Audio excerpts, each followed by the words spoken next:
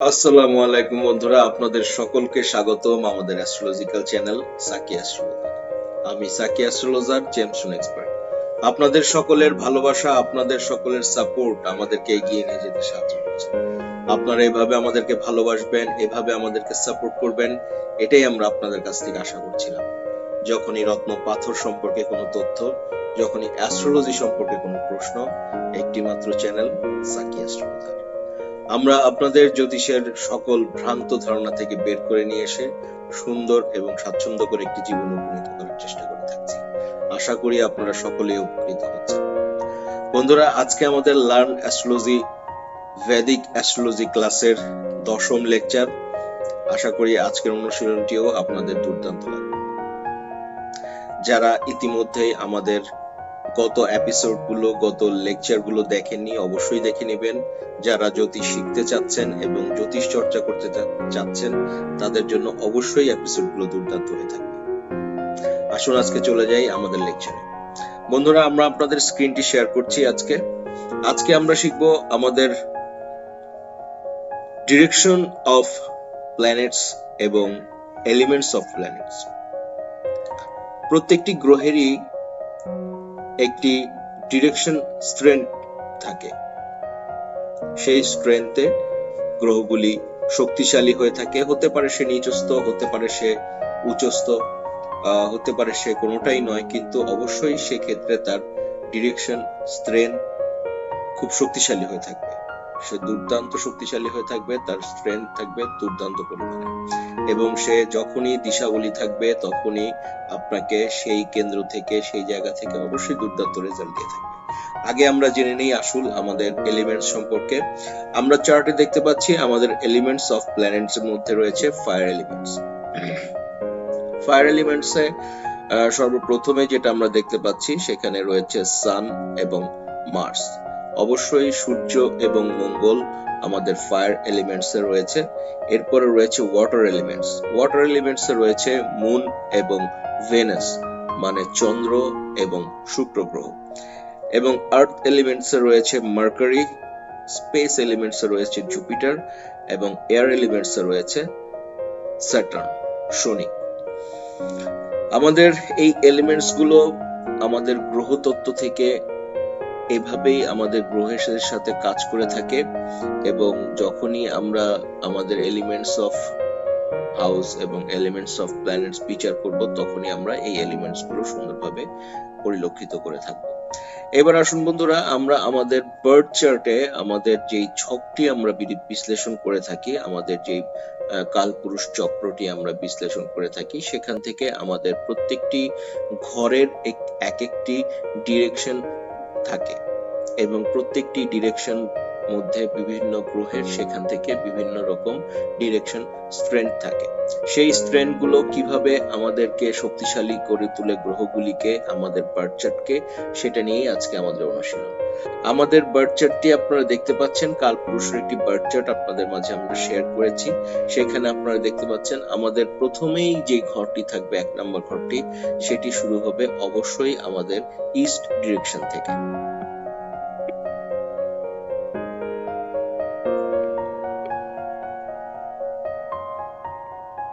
অবশ্যই সেটি east direction থেকে শুরু হবে।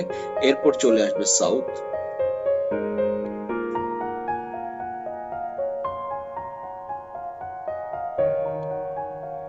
এরপর চলে আসবে ওয়েস্ট, এরপর চলে আসবে নর্থ।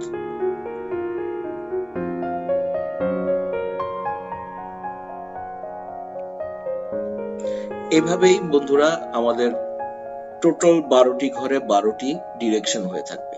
এরপরে চলে আসবে আবার ইস্ট, আবার চলে আসবে সাউথ, আবার চলে আসবে ওয়েস্ট, আবার চলে আসবে নর্থ, আবার চলে আসবে ইস্ট, আবার চলে আসবে ওয়েস্ট, আবার চলে আসবে ইস্ট সাউথ, সরি একটু ভুল হয়েছে, ইস্টের পর সাউথ চলে আসবে, এরপর আবার চলে আসবে ওয়েস্ট, আবার চলে আসবে নর্থ। এভাবে আমরা আমাদের বার্থ চার্টের ডিরেকশন এবং ডিরেকশন স্ট্রেংথ যেটি আছে, শক্তি যেটি আছে, স্ট্রেংথ নির্বাচন করে থাকবো। আসুন আমরা দেখে নেই কিভাবে কি করা যাচ্ছে। আমাদের ফায়ার এলিমেন্টস রয়েছে সান এবং মার্স, ওয়াটার এলিমেন্টে রয়েছে মুন এবং ভেনাস, আর্থ এলিমেন্টে রয়েছে মার্কারি, স্পেস এলিমেন্টে রয়েছে জুপিটার, এয়ার এলিমেন্টে রয়েছে স্যাটার্ন। যখনই আমরা 10th হাউস দেখব, যখনই আমাদের বার্থ চার্টের 10th নাম্বার হাউস মানে দশম ঘরটি আমরা দেখব, সেখানে যদি আমাদের সান এবং মার্স দুটি গ্রহের যে কোনো একটি বসে থাকে, সান অথবা মার্স,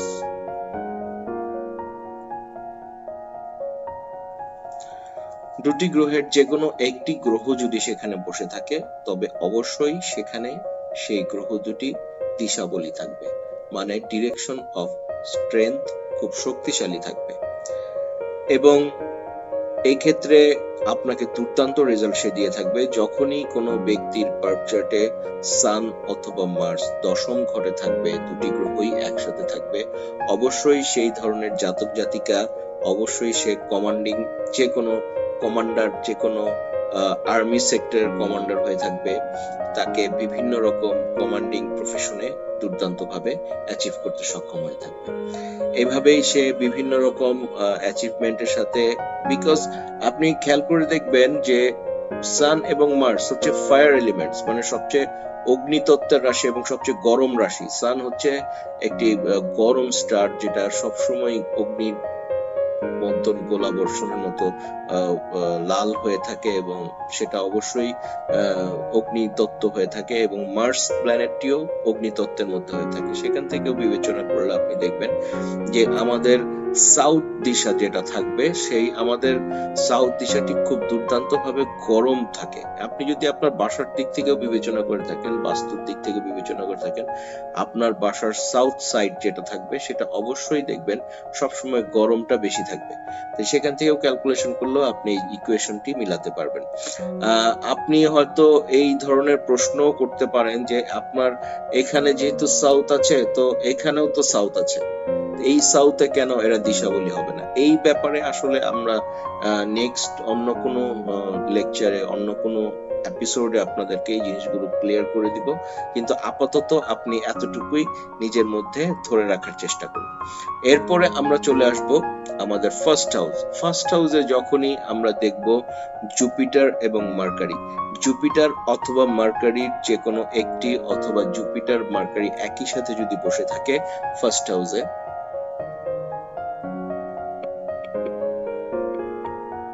জুপিটার অথবা মার্কারি, অথবা মার্কারি জুপিটার একই সাথে বসে থাকে, এই ধরনের জাতক জাতিকারা খুব দুর্দান্ত ভাবে আপনার সায়েন্টিফিক ক্যালকুলেশন করতে সক্ষম হয়ে থাকে। এরা দুর্দান্ত অ্যাস্ট্রোলজার হয়ে থাকে, দুর্দান্ত রকমের বিজ্ঞানী হয়ে থাকে, এবং এদের মধ্যে সংস্কৃতি মনা খুব দুর্দান্ত হয়ে থাকে। এরা সাংস্কৃতিক শাস্ত্রে দক্ষ হয়ে থাকে।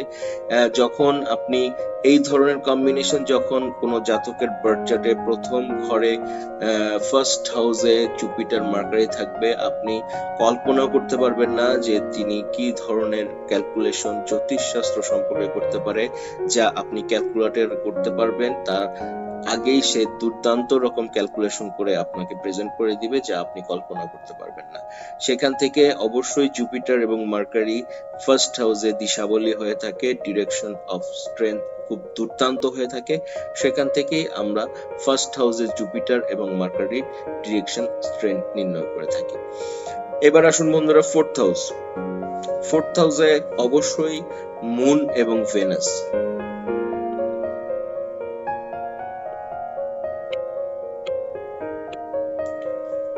মুন এবং ভেনাসকে আমরা ফোর্থ হাউসে ডিরেকশন স্ট্রেংথ বেশি হয়ে থাকবে এবং সে দিশাবলী হয়ে থাকবে, দিকবলী হয়ে থাকবে বলে থাকি। নর্থ সাউথ, আসলে নর্থ সাইডটাতে খুব প্রচুর পরিমাণে ঠান্ডা থাকে এবং মুন এবং ভেনাস অবশ্যই জলীয় তত্ত্বের প্ল্যানেট এবং শীতল তত্ত্বের প্ল্যানেট, এবং এই সাইডটি খুব ঠান্ডা হয়ে থাকে। সেখান থেকে মুন এবং ভেনাস যদি কারো বার্থ চার্টে 4th হাউসে থাকে এবং দিকবলী হয়ে থাকে, ডিরেকশন স্ট্রেংথ খুব শক্তিশালী থাকে, এই ধরনের জাতক জাতিকা খুব অচিরেই বিভিন্ন রকম দুর্দান্ত অ্যাক্ট্রেস হয়ে থাকেন, সিঙ্গার হয়ে থাকেন, বিভিন্ন রকম বড় বড় আপনার বড় ধরনের কোনো বিজনেস তার অ্যাচিভ করতে সক্ষম হয়ে থাকেন। এরা খুবই স্টেবল হয়ে থাকেন। এবার আসুন বন্ধুরা, আমরা জেনে নিই 7th হাউস। 7th হাউসে যদি শনি বসে থাকে,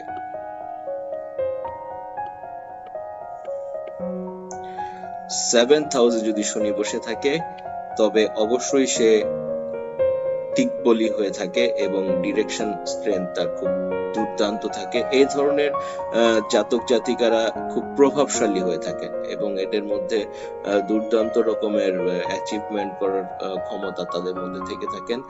শনি যখনই 7th হাউসে থাকবে বুঝে নিতে হবে এই জাতক জাতিকা দুর্দান্ত রকম প্রভাবশালী হয়ে থাকবেন এবং তার দুর্দান্ত পরিমাণে অ্যাচিভমেন্ট শক্তি থাকবে।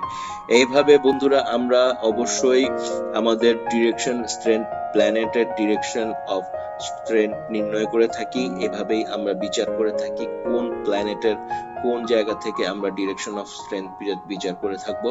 তো আমরা আজকে শিখতে পেলাম এভাবেই আমরা নির্ণয় করে থাকবো কিভাবে আমরা বার্থ চার্ট অ্যানালাইসিসের সময় দিকবলী প্ল্যানেট দেখব। এবং দিকবলী প্ল্যানেটের একটি গুণাগুণ অবশ্যই জেনে রাখবেন, যখনই প্ল্যানেট দিকবলী থাকবে সে নিচস্থ থাকুক বা উচ্চস্থ থাকুক সে দুর্দান্ত রেজাল্ট আপনাকে দিয়ে থাকবে।